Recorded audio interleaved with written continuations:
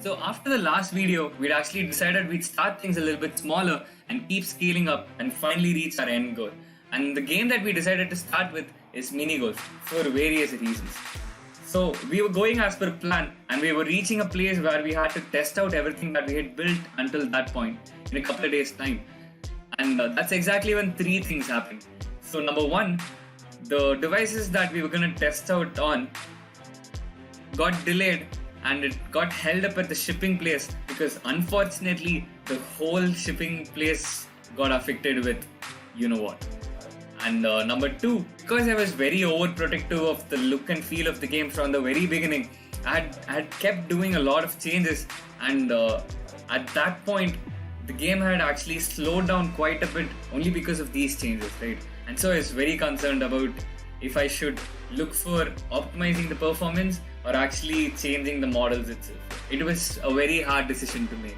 So number three, after months of applying and failing over and over, these couple of days had to be the time where I got the approval for the grant that I applied a few months ago.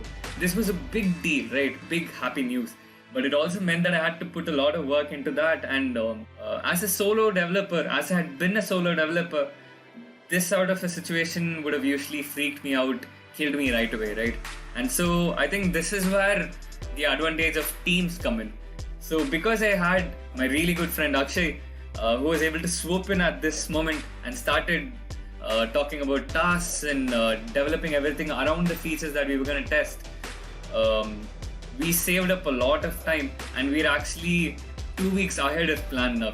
And he'd also brought in his friend Kishore, who is this amazing 3D modeling artist whose page you should check out.